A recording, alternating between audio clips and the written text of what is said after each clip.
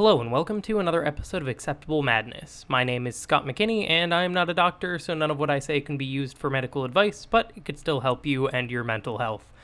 Today, I'm going to talk about humor and comedy and what kind of effects that those things have had on my mental health and how they've helped me feel better whenever I'm in times that are incredibly negative, or there's a lot of suicidal thoughts.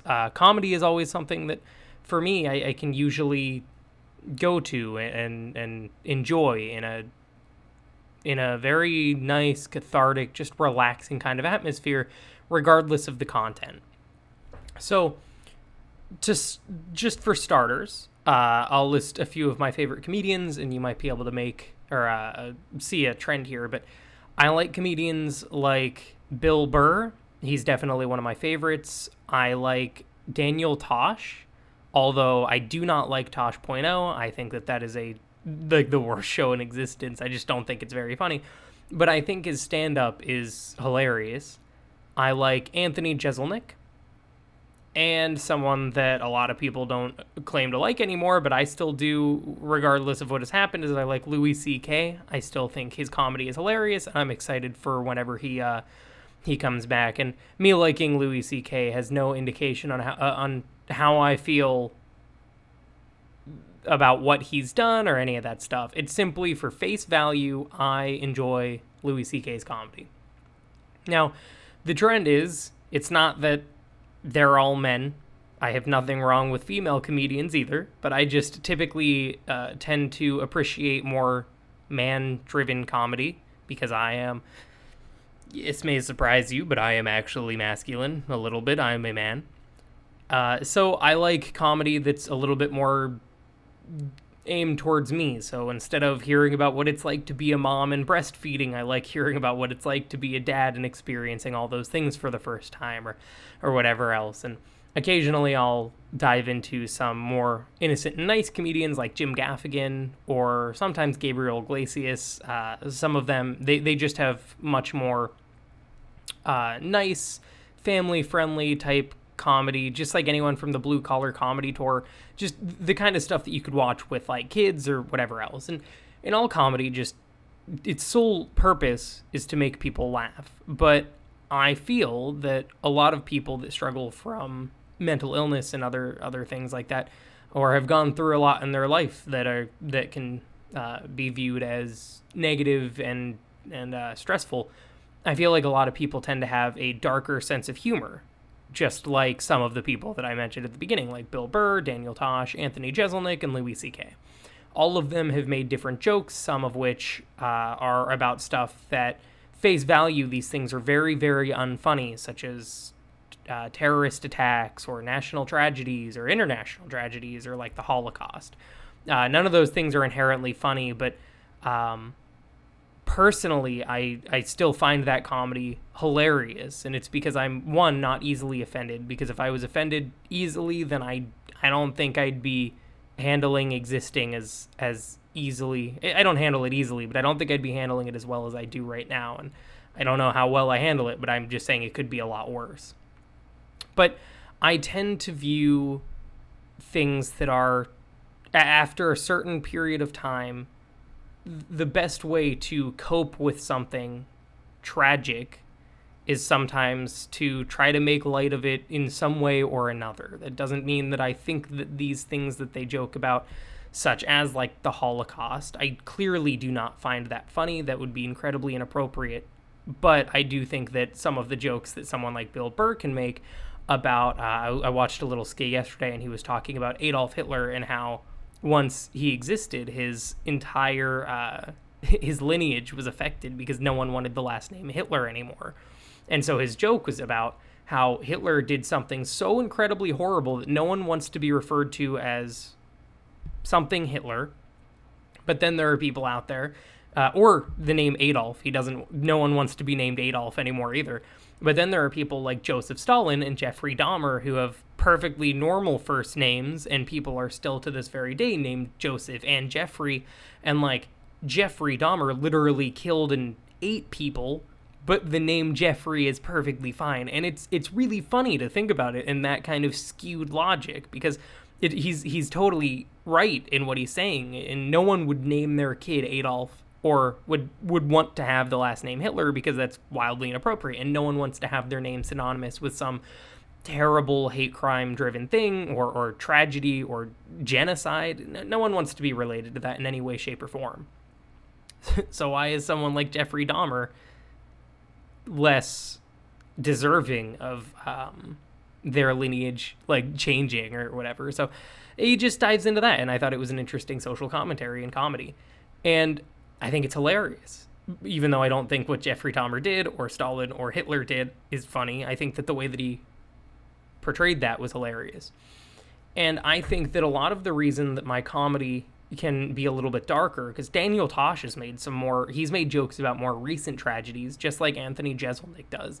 Jeselnik is definitely the biggest culprit of making jokes at something's expense that happens too soon, to even the point where I think he's wised up to it a little bit for his own publicity. But they'll make jokes about stuff that's even more recent. But again, it's not making fun of the families or anything that's happened, but it's more just kind of trying to make light of it so that every time you think about it, you're not crying or thinking about how terrible the world is. But instead, you can think about it and be like, yeah, it was terrible, but at least there's something to look at and laugh a little bit. And so I think people that struggle with mental illness, myself included, have a darker sense of humor, and I think that's perfectly fine, although some people may not be able to understand it or appreciate it as much as others. So I have a tendency to make a lot of darker jokes when I'm with my friends, and some of them are perfectly fine with it, and others I do not talk to as much because they're not as okay with it.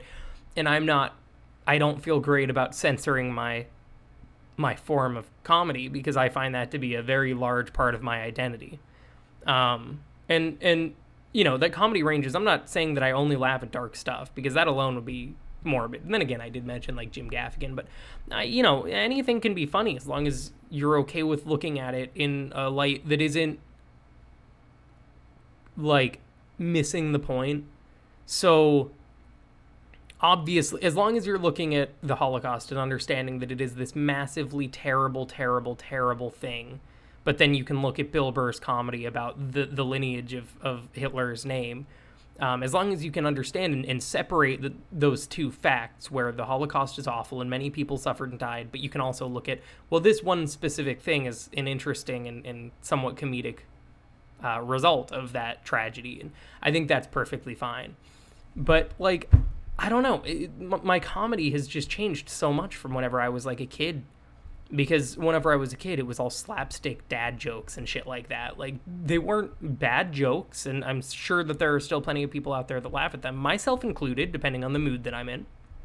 But they are not exclusively that anymore, and it's ranged a lot. And I can still laugh at, you know, an appropriate poop joke, because they can be funny, as long as they're not in poor taste. And for example, I have a video coming up soon that's going to be just about that. It's going to be the dumbest fucking thing I've ever made in my whole life, but I can't wait for it. And it's really just the need for comedy whenever you look at terrible things, or whenever you're just looking at everyday life, is the only thing that for me sometimes can keep me going. There are times, and I'm not saying that this is appropriate, but this is just how I cope with it. But there are times where if I'm in a really, really bad space mentally, I'm having all these suicidal thoughts, I'm thinking about self-harm, and I'm thinking about all that, I'll make a joke about pretending to kill myself. And clearly, I don't recommend that to anybody that's struggling, because everybody needs to find their own ways to cope with things. But I also want to be open about how I do. And so for me, because it's something that's on my mind at that moment, and because it's something that is so serious for me to think about, I need to lighten it up somehow.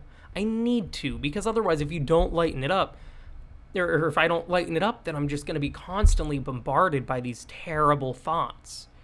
And if I can find some way, some little, tiny, minuscule, microscopic way to look at it and feel comfortable laughing or making a joke, then it makes the whole feeling that I have at that moment, that entire experience of those suicidal thoughts, it makes them feel more handleable for me.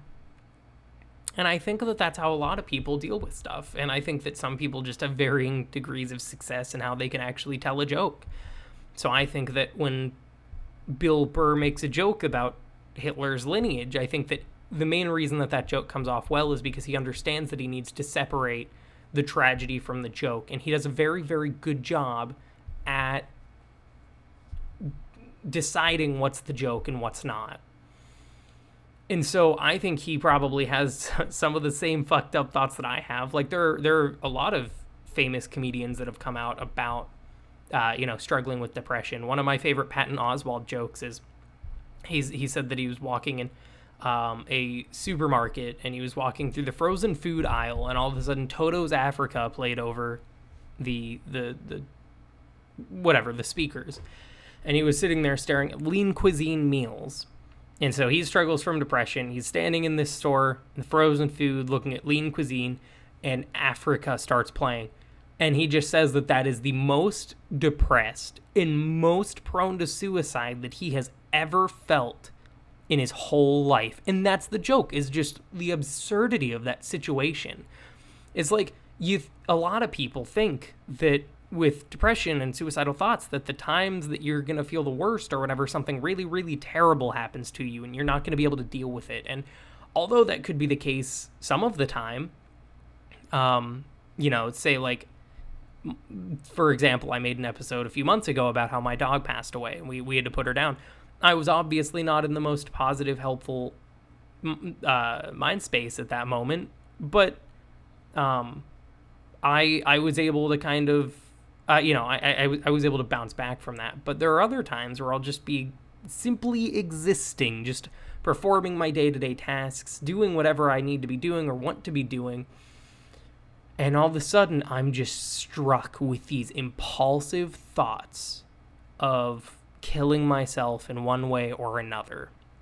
And I don't know where they came from. They surprised the hell out of me, that's for sure. But then I can't seem to get rid of them for the longest time. And so what I imagine happened in Patton Oswalt's brain at that moment, and obviously I can't confirm because me and him are not buddy-buddy, but what I imagine happened is he's sitting there and he realizes that, oh man, these suicidal thoughts are absolutely destroying me right now. This is miserable and I'm having a really hard time handling this. But what the fuck is happening? Africa's playing. I love that song. I'm in the frozen food aisle, looking at lean cuisine meals, which is inherently funny in itself. And he's just, the way that he's able to take this thing that he's feeling so awful and miserable from, and that's causing him to have all of these terribly, terrible self-harming thoughts, and the way that he's able to just transform that from what they are in face value, which are these suicidal thoughts, and turn it into something that an audience can laugh at just because of how absurd it is to me something that is so good as a coping mechanism for when you're struggling with these thoughts. Because you're able to look at them and understand that sometimes they're absurd, and he didn't blame himself for having these thoughts, and he didn't blame Africa, he didn't blame lean cuisine while he's talking about it. It's not about these things that he's blaming or how he got there. He's saying that he doesn't really know how he got there. If I'm misquoting anything from this joke, feel free to correct me or just whatever, but the point is still valid. But he's just able to look at it at face value and realize, like, yeah, I'm thinking about suicide, but at the same time, why? And he can laugh about it. And I think that is, like, just wonderful. I think that it's great that there are people out there that are able to look at it and laugh. And the other thing, and this is something that may be a little bit weirder, is he is an older man. I don't know his age offhand. But Patton Oswalt is not 20. He's not 30. He's been doing this for a while. He might be in his 40s, 50s. I don't think he'd be in his 60s. He doesn't look that old. But he's an older man, and he clearly struggles with these thoughts. And knowing that he struggles with them, and knowing that he found jokes and comedy as an outlet for himself, and seeing that he's able to get to the age that he's at without committing suicide or anything like that is kind of inspiring, because he's not an inspirational speaker. He's not sitting there going, do exactly as I do and you'll be fine. And any inspirational speaker that says that is full of shit anyway, because everybody's different, and believing that there's like a one size fits all mentality for mental illness, that's naive and ignorant. But he doesn't talk about how he can help people, which is kind of cool from how he can get there. But he still feels comfortable talking about his feelings and mental illness and in front of a crowd. And I actually think that that's probably a significantly more effective way to talk about mental illness and getting out in the masses, is if he started with comedy and he was able to merge mental illness into his comedy sketch. So these people out there that don't have depression, don't struggle with suicidal thoughts or any other form of mental illness, they may see that joke and take it at face value for them, which is, that's hilarious, that's so absurd. What possibly caused him to think about suicide at that moment? But then there are the other people out there like myself who are able to look at that joke, and instead of taking it at face value and thinking, yeah, that's interesting, but I've had something similar to that. Instead of looking at it like that, I can look at it like, you know what? Yeah, that's really shitty, and it's unfortunate that it happened to him, but he made it through it, and he's able to keep pushing forward. And I think that that's how most comedians deal with things that terrify them or scare them, or that they don't really know how to deal with. I think that, I think Bill Burr talking about Hitler, I think that was just his version of a playful joke that also brushed on tragedy, giving it more of that shock factor in the joke. But I think that there are other people out there, and who my go-tos would be Anthony Jeselnik, Daniel Tosh, and again, Louis C.K., because if you look at any of their actual stand-up routines, they will frequently reference tragedies that have happened, especially Anthony Jeselnik. And I really don't feel that he believes that these tragedies are inherently funny in his jokes.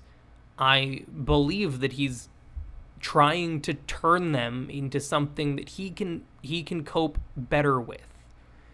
And look, if Anthony Jeselnik somehow found my podcast and was like, you know what, Scott, that is the dumbest fucking thing I've ever heard in my life, that's not the case, I just want to make people laugh and that's how I found out how to do it, that's fine too. I'm perfectly comfortable with that. I'm okay with being wrong, because, you know, you have to swallow your pride at some point if you want to grow in a meaningful way, and my pride's long gone. So, I don't know. I mean, if I'm wrong on this, then that's fine, and I'm not offended, and I'm not going to be all distracted and, you know, freaked out by that or anything. I'm just going to accept it as is. But the chances of Anthony Jeselnik finding this are what I imagine are very low, so it's okay. I can say whatever I want. But well, you know what? Let me bring up one joke that he made that is very controversial and actually made the entire nation of New Zealand basically hate him. Now, if you know Anthony Jeselnik, that comment alone might be enough for you to understand what it was. But at one point, he had a TV show. And this person, at the same time that they were recording this TV show, a person in New Zealand was attacked and killed by a shark. So obviously tragic. No one wants to hear about that, and no one wants to think about the fact that that's even possible, let alone the fact that happened to someone, and the pain and suffering that they may have gone through, along with the family. No one wants to think about those types of tragedies, but they do happen.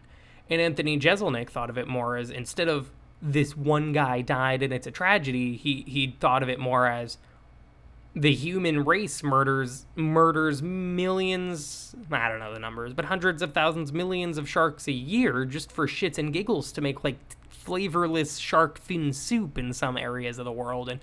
And his thought was, well, I can make a joke about this, not necessarily at the expense of the family or the person who was killed by the shark, but more as a commentary on the world and how malicious they are against the shark population. And now that seems like kind of a stretch, but he's talked about it in other specials or other interviews where he's talked about that particular joke and what he was really going for.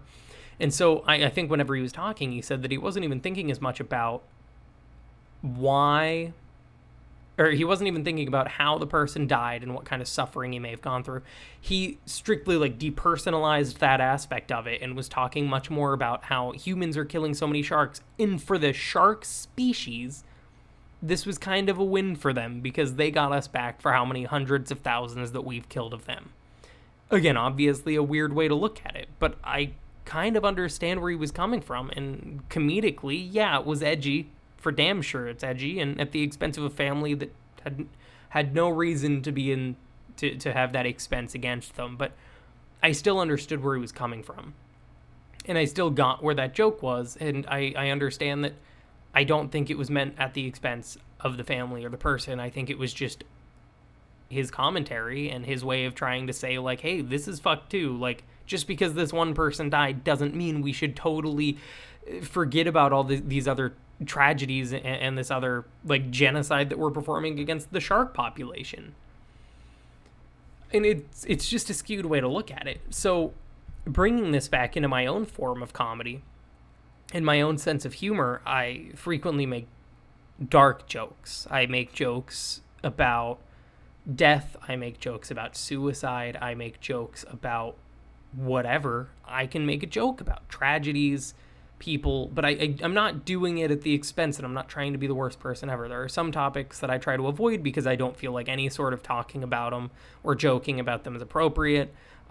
Those topics include something like racism, because I really feel like you can't, like, the best way to help push forward equality is by not even making some jokes about it. So that's something that that's like the one place that I won't go. But there are so many other things that I feel totally comfortable making jokes about because I know I'm not specifically trying to hurt someone, and I know that really, consciously or subconsciously most of the time, it's me just trying to make light of a really horrible situation that is hard to think about otherwise.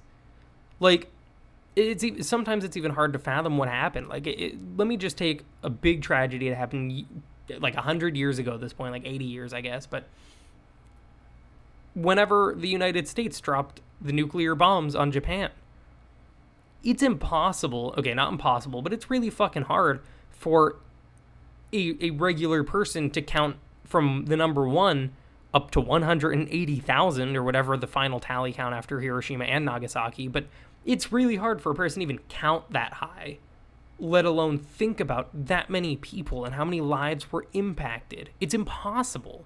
The only way that you can think about it is trying to disassociate the number from the amount of lives, because it's such an unbelievable thought to think of how many people died in 2 incidents that in the grand scheme of things and the amount of actions involved, which is just pushing a button and flying away, it's crazy to think that killed so many people. And so it's obviously not funny that many people died, and it's tragic, and I don't think that it's a high point of the United States military career.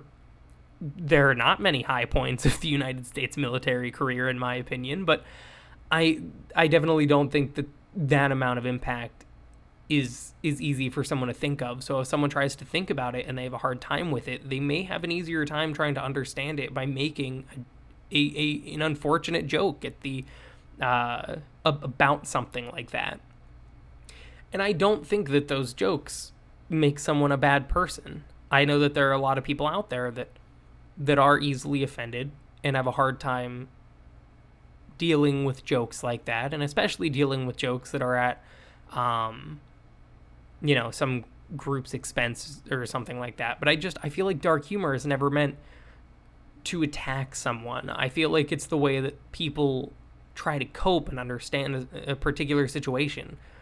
So changing from 2 nuclear bombs to just my own depression, I don't think that there's much difference between them in terms of the jokes and humor that's made, because if I'm thinking about suicide, then I'm going to joke because I don't understand where these thoughts are coming from, why I'm the one that's dealing with them, and how to overcome them. I don't think about it that way. I just think of, I need to get through this, and maybe making a joke will make me feel better. And the same kind of thing could happen for someone whenever it comes to something really tragic like the Holocaust, where it's impossible to understand how many millions of lives were impacted through the Holocaust in World War II. So it might be easier for them to try to understand it and understand the magnitude of something like that by making a joke. And there are obviously right and wrong times to make a joke, and I'm not trying to defend anyone that's made a joke at an inappropriate time, because if you're at a funeral for someone and you make a joke about that person, that's clearly inappropriate and you should know better. But if you're not sure how to deal with it, then and you do make jokes about it, maybe think about why you're making those jokes and how they may be affecting someone else, and also maybe think about why you're making the jokes and how that whole situation is affecting you. I think all of those can be really good for introspective or just reflection about yourself and trying to understand your sense of humor, your sense of self, your sense of worth, your sense of empathy, and everything else that really comes with that. I think that a lot of people that struggle with mental illness typically have a darker sense of humor, and it's because they have to cope with a lot more dark things. I have to cope with suicidal thoughts more than a lot of people that exist that never have suicidal thoughts, and suicidal thoughts are darker than a lot of the everyday problems that some people have. And so when I make jokes about it, I'm not trying to minimize the situation, but I'm just trying to understand it and feel better about it. But if someone doesn't have suicidal thoughts, or they don't struggle from mental illness or depression, then they're probably not going to think that those jokes are necessarily hilarious. They might instead be thinking more about how that's an inappropriate joke to make and you have an inappropriate and dark sense of humor, when really it's the only way that you found how to cope with what's going through your brain. I just think that comedy can be such a valuable thing, and making jokes can be helpful as long as you have the right audience and people understand it. And as long as you're doing it in a way that's meant to be comedic and you're not doing it at the expense of a group of people or a tragedy or something. Because for every tragedy that's happened, people are affected by it, like, infinitely. Like, there's someone that died that's never coming back, and that's something that they have to deal with. And that's something that a lot of people won't understand for a really, really long time in their life, if they're lucky and they don't have to deal with unexpected tragedy. So comedy can be great as long as it's used with some caution. And something that I've had a really hard time with is finding an audience.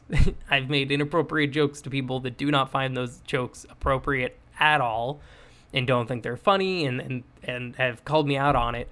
And that's something that for the longest time for me, I used to think, well, instead of, if you're going to be offended by my joke, then you deserve to be offended by my joke. Because, like, it's just a joke. You need to just figure out your own way to deal with it.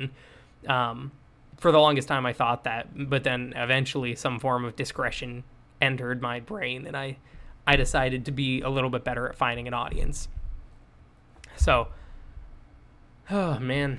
This one covered some dark topics, but I don't feel that they were... I don't think it was as dark as last week where I was reading current events, but I don't know.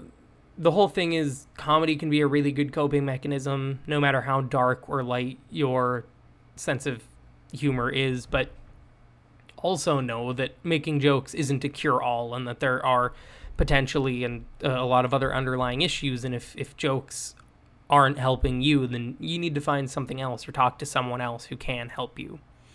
So I guess that's my spiel on comedy today. Thank you for listening. I am hoping to have guests on again soon. Now that I've moved and I've gotten into a more regular routine and schedule, and I've been able to kind of figure out a lot of the logistical things of regularly existing, I've been able to dedicate some more time to all my other hobbies. So hopefully I'll even get an ebook soon by the end of the year, published on like Amazon. And but yeah, I have a lot of stuff coming up that I'm really excited about, really proud of, and I hope that you'll stay along for the ride and enjoy some of it. or all of it. That'd be pretty cool, but I don't expect that. But if you do, great. So that's it. Follow me on Facebook and Instagram and YouTube also. I'm trying to post more stuff there. I still want to maintain one video a week, and I have some things in the work that are trying to allow for that, but it's still that's a really hard schedule to keep whenever you're doing other stuff. So, but whatever. Thank you for listening. I hope you guys have something to laugh about this week, and I will talk to you again next week. Bye.